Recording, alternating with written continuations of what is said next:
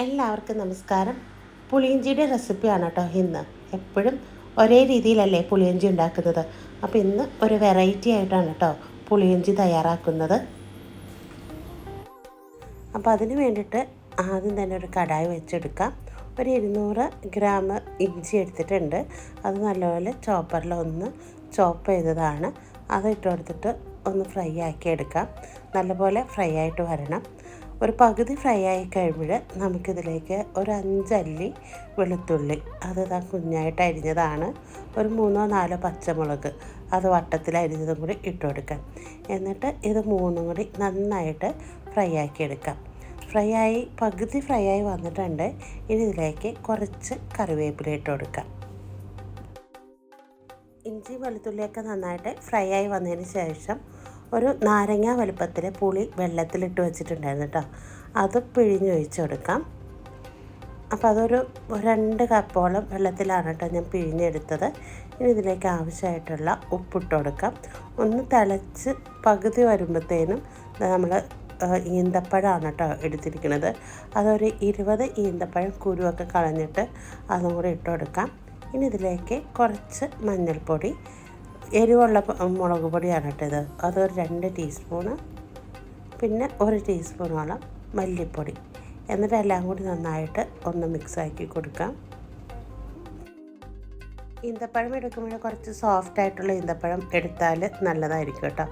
അപ്പോൾ ഇനിയിപ്പോൾ നമ്മുടെ ഇഞ്ചിയും വെളുത്തുള്ളിയൊക്കെ ഒന്ന് ഈന്തപ്പഴമൊക്കെ തിളച്ച് വന്നിട്ടുണ്ട്. ഇനി ഇതിലേക്ക് ശർക്കരയാണ് കേട്ടോ ചേർക്കുന്നത്. അതൊരു കപ്പാണ് ചേർത്തെടുക്കുന്നത്.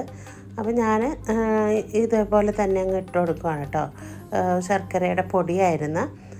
അപ്പോൾ ഉരുക്കി ഒഴിക്കണമെങ്കിൽ ഉരുക്കി ഒഴിക്കാം കേട്ടോ. ഇതിൽ അധികം ചെളിയും മണ്ണും ഒന്നും ഇല്ലാത്തത് കൊണ്ടാണ് കേട്ടോ ഞാൻ അങ്ങനെ ഇട്ട് കൊടുത്തിരിക്കുന്നത്. ഇനിയിപ്പോൾ ഇതിൽ മൂന്നും കൂടി നന്നായിട്ട് തിളച്ച് വറ്റി വരണം. ഇനിയിപ്പോൾ ഇതാ ഇഞ്ചമ്പുളിയുടെ കളറൊക്കെ ഒന്ന് മാറി നല്ല അടിപൊളി സെറ്റായിട്ടുണ്ട്. ഒരു 5 മിനിറ്റ് കൂടി മതി കേട്ടോ. നന്നായിട്ട് തിളച്ച് കുറുകി വരും. ഇനി ഇതിലേക്ക് 1 ടീസ്പൂണോളം ഉലുവ പൊടിച്ചതാണ് കേട്ടോ, അത് വറുത്ത് പൊടിച്ചതാണ് കേട്ടോ ചേർത്തിരിക്കുന്നത്. ഇനി ഇതിലേക്ക് ഒരു 1/2 ടീസ്പൂൺ കായപ്പൊടി കൂടി ചേർത്തെടുക്കണം.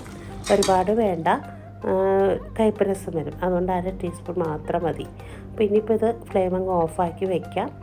ഇനി ഒരു പാൻ വെച്ചെടുക്കാം. അതിലേക്ക് ഒരല്പം വെളിച്ചെണ്ണ ഒഴിച്ചെടുക്കാം. കടുകിട്ട് കൊടുത്തിട്ടുണ്ട്.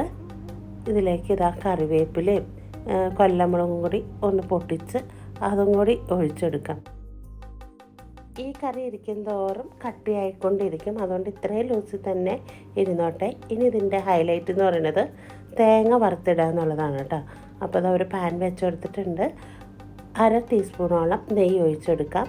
ഇതുപോലെ ചെറിയ കഷ്ണങ്ങളാക്കിയിട്ട് തേങ്ങാക്കൊത്താണ് കേട്ടോ.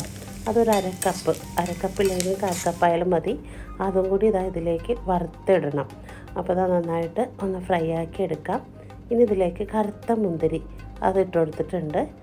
അതുകൊണ്ടാണ് ഞാനിതിൽ ഡ്രൈ ഫ്രൂട്ട്സിൻ്റെ ഇഞ്ചമ്പുളി എന്ന് പറഞ്ഞത്.